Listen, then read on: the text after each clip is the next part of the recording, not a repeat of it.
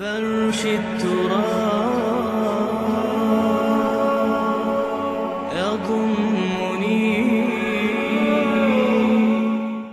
کسی شخص کو تکلیف میں دیکھ کر اگر آپ کا دل پسیجتا نہیں ہے، آپ کے دل میں رقیق کسے کہتے ہیں؟ پتلا، رقیق مادہ پتلا، رقت قلب، دل میں نرمی پیدا ہو جائے.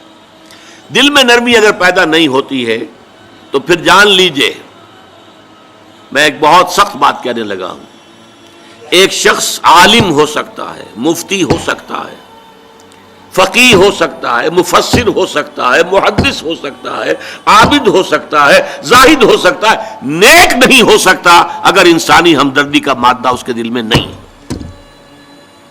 بات سمجھ لی آپ نے پوری؟ یہ ہے ترتیب کے اندر مضمر.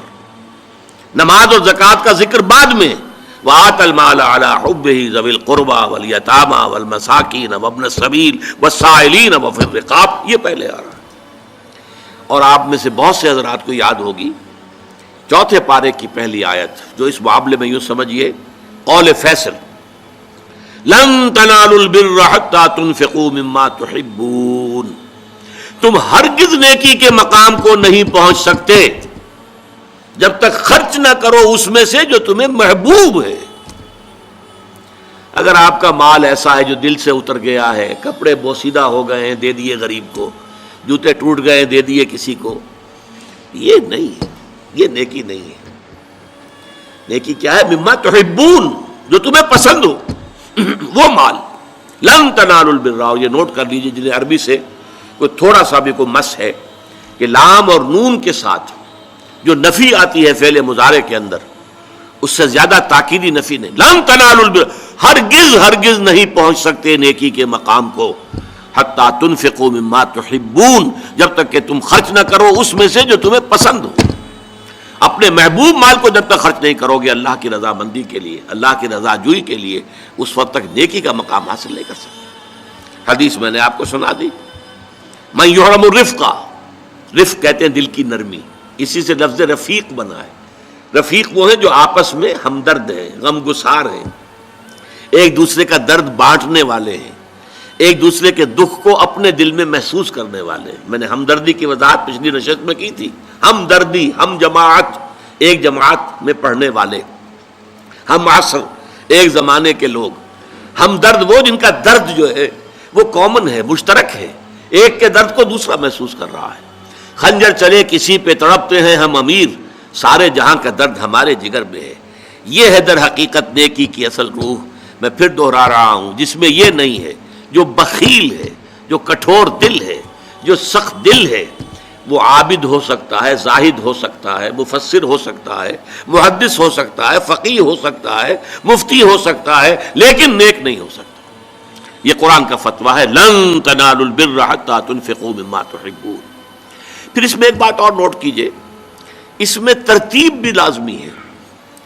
سب سے پہلا حقدار جو ہے آپ کے نیک سلوک کا وہ آپ کے قرابت دار ہیں. الاول فالاول، الاقرب فالاقرب. ہمیشہ قرآن مجید میں سب سے پہلے ذی القربى، وآت ذی القربى حقہ والمسکین وابن السبیل ولا تبذر تبذیرا.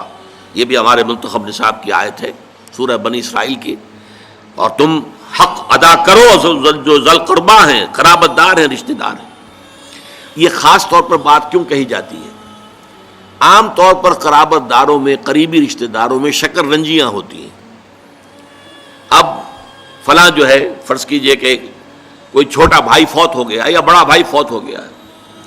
اب دوسرا بھائی جو ہے اچھا ہے، جو فوت شدہ بھائی ہے اس کے حالات اب خراب ہیں، بیوہ ہے، بچے ہیں، کوئی ذریعہ معاش نہیں ہے. اور یہ شخص جو ہے وہ صاحب ثروت ہے، صاحب دولت ہے. یہ اوروں کو تو خیرات دے گا، اپنے یتیم بھانجا اور بھتیجوں کو نہیں دے گا. کیوں؟ انہوں نے یہ کیا تھا، انہوں نے یہ کیا تھا، انہوں نے فلاں وقت یہ کہہ دیا تھا، وہ بھابھی نے فلاں وقت جو ہے میرے ساتھ یہ معاملہ کیا تھا. اس حوالے سے شکر رنجیوں کی وجہ سے ان کو چھوڑ کر دور دراز جا کر ریوڑیاں بانٹی جائیں گی، لیکن جو اصل حقدار ہیں ان کو چھوڑ دیا جائے. اس کا تجزیہ کیجئے. اس کا مطلب ہے یہ اللہ کے لیے نہیں دیا جا رہا. اگر اللہ کا جذبہ ہو اللہ کو راضی کرنا تو پھر تو دیکھو کہ اللہ نے سب سے پہلا حقدار کس کو بنایا. پھر تو دیکھنا ہوگا ترتیب اللہ کی. اللہ کی ترتیب میں تو آت المال علی حبہ ذوی القربى، ذوی القربى سب سے پہلے ہے، اس کے بعد یتامى ہے، مساکین ہے، وابن السبیل ہے، والسائلین ہے، وفی الرقاب ہے. لیکن اولین جو ہے ذوی القربى ہے. حدیث آتی ہے کہ حضور نے فرمایا من احب للہ وابغض للہ واعطى للہ ومنع للہ فقد استقبل الایمان. جس نے اگر کسی سے محبت کی تو اللہ کے لیے محبت کی، کہ اللہ کو پسند ہے کہ اس سے محبت کی جائے، اور کسی سے بغض اور عداوت رکھی تو وہ بھی اس لیے کہ اللہ کو پسند ہے کہ اس سے بغض رکھا جائے، اور اگر کسی کو کچھ دیا تو اس لیے کہ اللہ کو اس کا دینا پسند ہے، اور کسی سے کچھ روکا تو اس لیے روکا کہ اللہ کو اس کا روکنا پسند ہے. یعنی انسان کے تمام اعمال کا اصل موٹو جو ہے وہ ذات باری تعالی اور اس کے احکام اور اس کی پسند اس کی ناپسند بن جائے. اگر یہ ہو جائے من احب للہ ہے وابغض للہ ہے واعطى للہ ہے ومنع للہ ہے فقد استکمل الایمان، تو ایسے شخص نے تو اپنے ایمان کی تکمیل کر لی. یہ کمال ایمان کا مقام ہے. وتعلو همتي دوما وتسبق خطوتي الأزمان، فوقتي لا أضيعه بما يفضي إلى الخسران، وكفي لا يفارقها أداء البر والإحسان، ولا تدري شمالي عن يميني إنه